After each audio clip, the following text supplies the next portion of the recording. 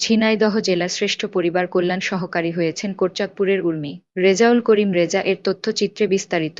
ছেলে হোক মেয়ে হোক, দুটি সন্তানই যথেষ্ট, এই প্রতিপাদ্যকে সামনে রেখে বিশ্ব জনসংখ্যা দিবস ২০২৫ পালন করা হয়েছে।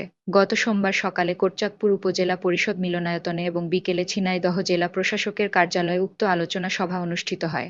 আলোচনা সভা শেষে বিভিন্ন ক্যাটাগরিতে নির্বাচিত শ্রেষ্ঠ কর্মী প্রতিষ্ঠানকে পুরস্কার প্রদান হয়।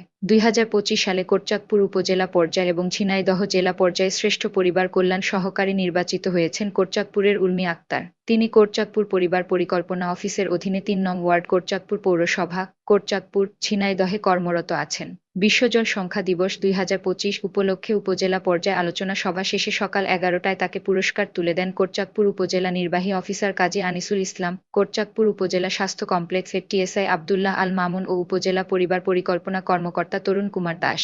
এরপর বিকেল ৩:৩০ শুরু হয় জেলা পর্যায়ে আলোচনা সভা ও পুরস্কার বিতরণ অনুষ্ঠান। জেলা পর্যায়ে পুরস্কার তুলে দেন ঝিনাইদহ জেলার জেলা প্রশাসক আব্দুল আওয়াল ও ঝিনাইদহ জেলার উপপরিচালক পরিবার পরিকল্পনা মোহাম্মদ মোজাম্মেল করিম।